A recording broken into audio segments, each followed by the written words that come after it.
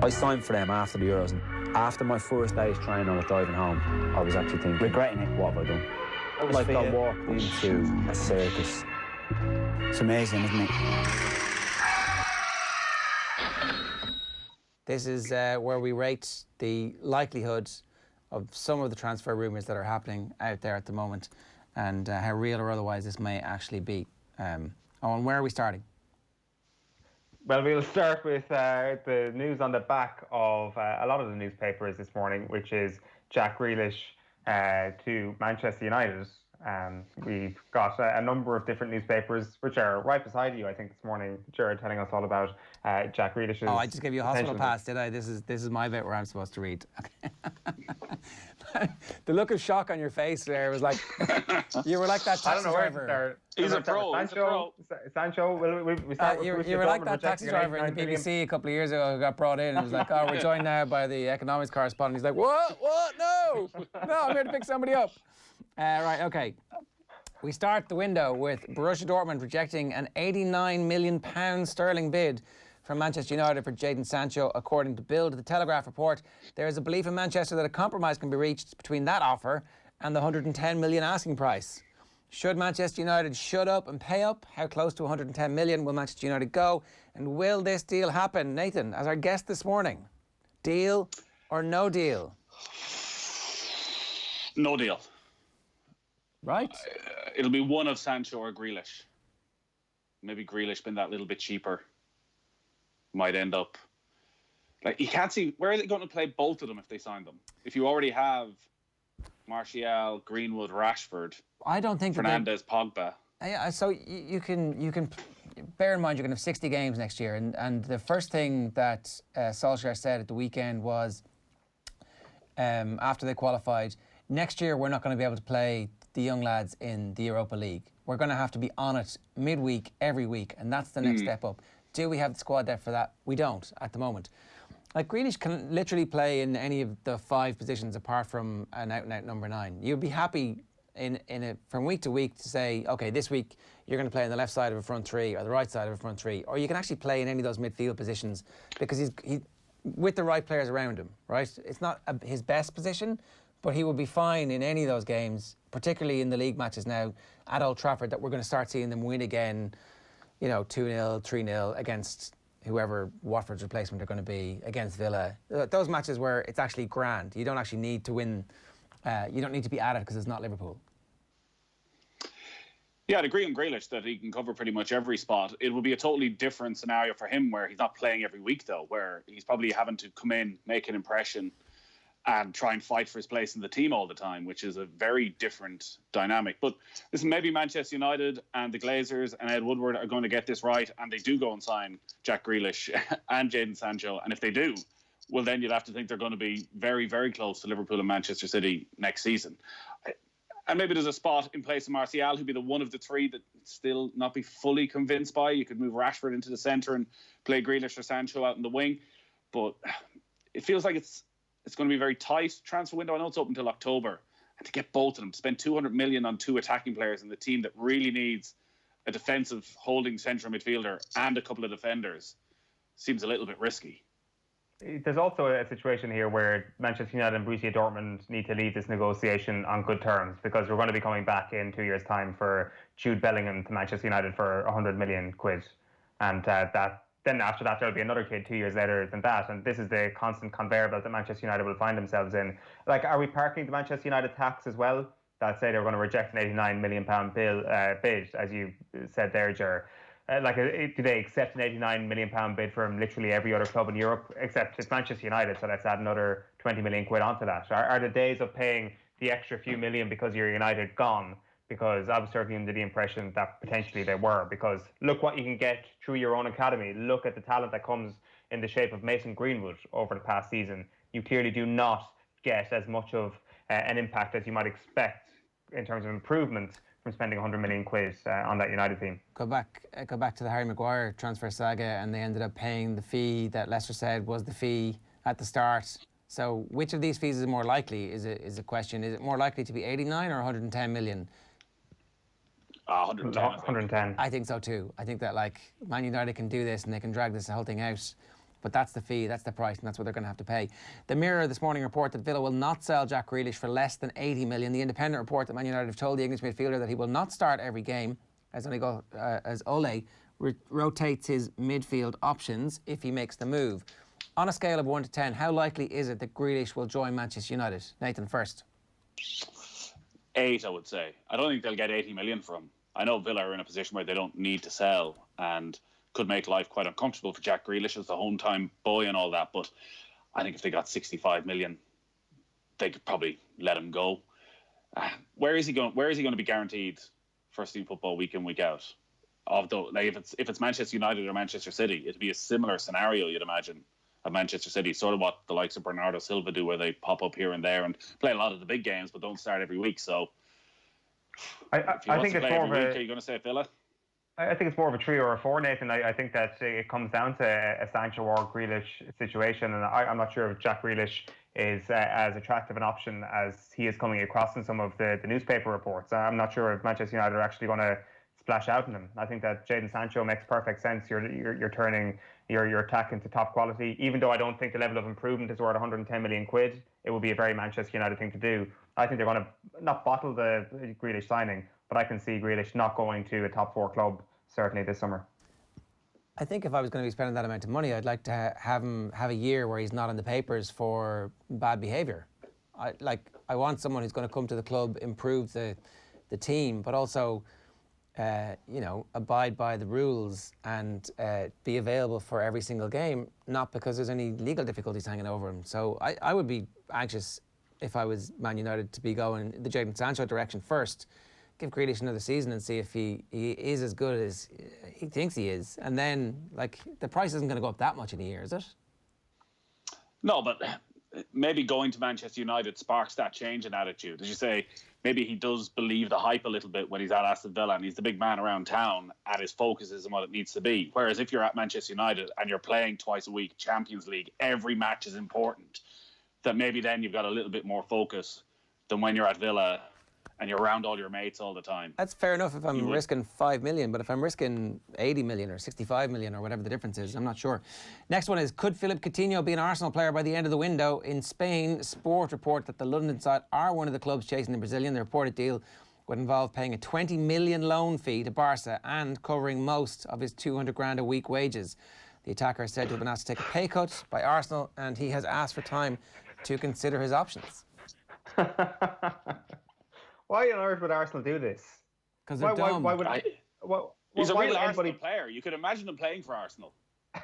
This would be one of the stupidest moves that a modern Arsenal board could possibly do. The most important thing that they could possibly do this summer is to try and get Mesut Ozil off the books, but they will fail miserably to do that. If Philippe Coutinho ends up coming on this sort of money and is a flop, they will then have 2 Mesut Ozils or 2 Philippe Coutinhos, whatever way you want to look at it. The other piece of business they need to do is keep Pierre-Emerick Aubameyang. If they manage to sort out Ozil and keep Aubameyang, it will be a spectacular summer. Do not add any more problems to your platter of issues that you already have at this football club. Imagine if this is actually Coutinho happens. a problem though? I can see it being a problem. He's a bad professional. I understand he's had injury problems, and there's also a lot of revisionism among Liverpool supporters as to how good or how great he was at the time. He was their best player for several seasons and generally did it week in, week out. All right, he couldn't elevate them to where they've got right now, but he knows the Premier League inside out. He knows how to be effective. You're saying he was essentially like Kevin De Bruyne is how that's how you described De Bruyne a bit earlier on. Yeah, and nobody get Philippe Coutinho Player of the Year. You're saying that Coutinho was as good as De Bruyne.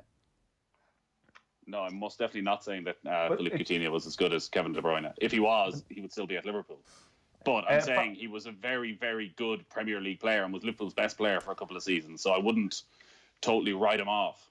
A problem for Arsenal is somebody with an injury history like Philippe Coutinho, though, is the point I'm trying to make. He's had ankle problems, he's had hamstring injuries, he's had back trouble, I think, at one stage, even though I think that was kind of minor enough at Liverpool. That is not the sort of player that Arsenal want to be bringing in. They've always topped the injury table. Give me a legitimacy rating on this one. How legitimate a story is this? Well, because Arsenal have been prone to do stupid things in the past, you'll probably give it a 6, but hopefully it's a 2. I'm giving it an 8. I think that there's a good chance that this might actually happen. I really hope it does happen. Would he improve Arsenal? on paper, if you're playing FIFA, Ger, of course he does. Like if you're playing FIFA or football, maybe not even Football Manager because the AI is so bloody good in that game. But on FIFA, he probably improves your team. In real life, no.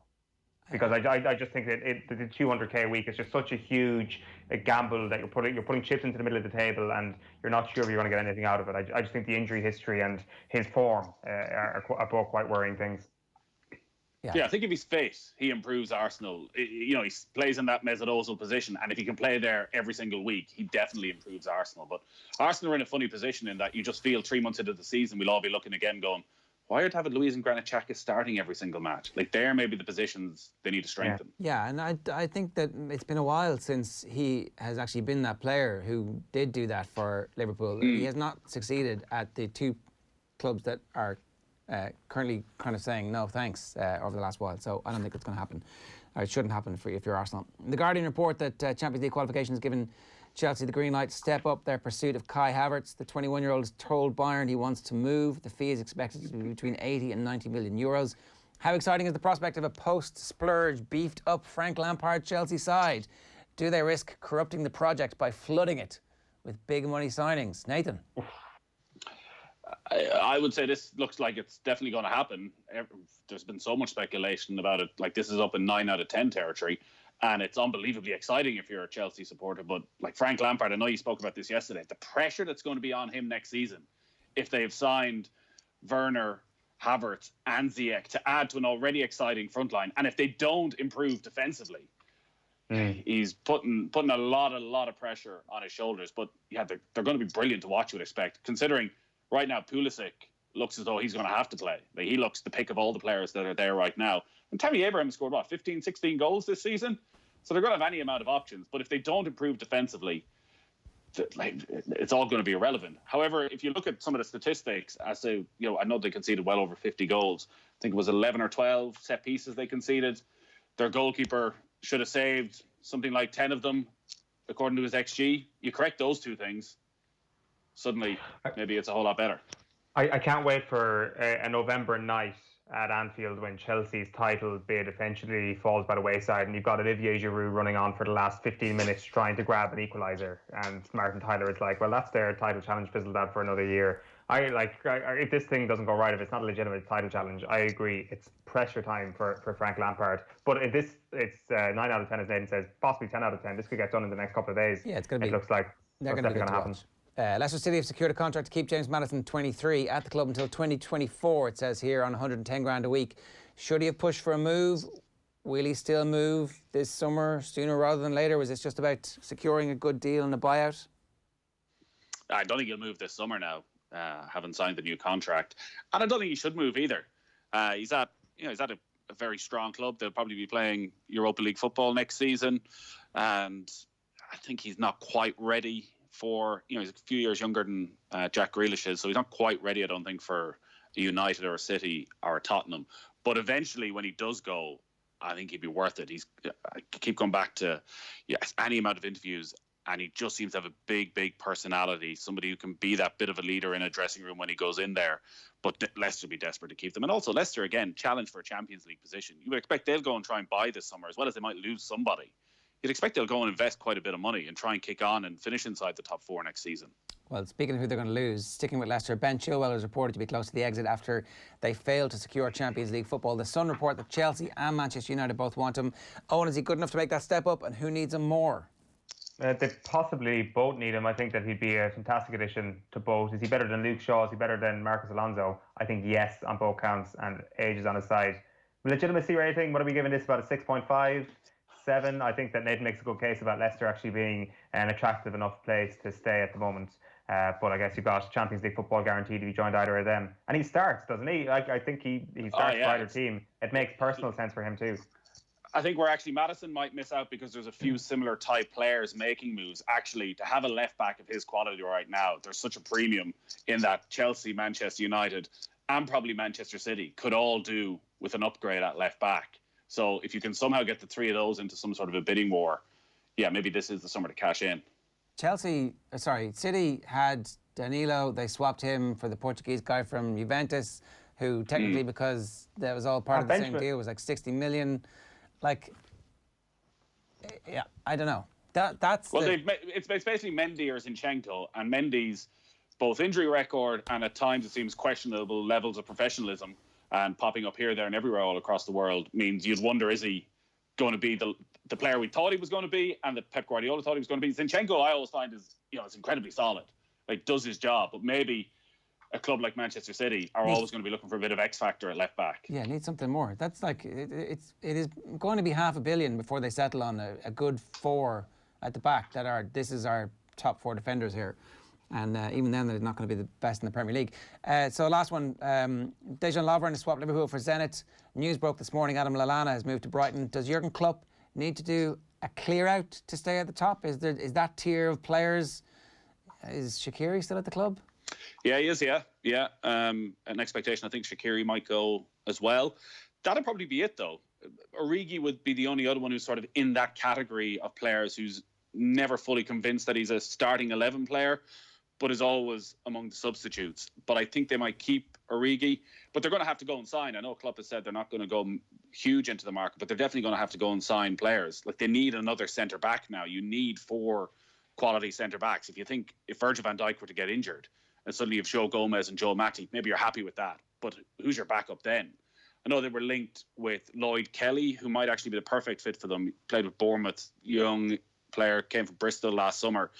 Played a lot for Bournemouth at centre-back over the last few weeks, but played at left-back as well. So actually, as a young English player, can play centre-back or left-back. Maybe you're covering 2 bases there. But he's definitely going to have to sign 1 or 2 more players, even to replace Lallana. I know Shaqiri barely played, but they look very light. And you look at the calendar that was put out yesterday for the new season, there's not a free week at any stage, whether it's international football, Premier League, Champions League. There aren't going to be any Wednesdays off for any of these players where you're getting 7 days between matches.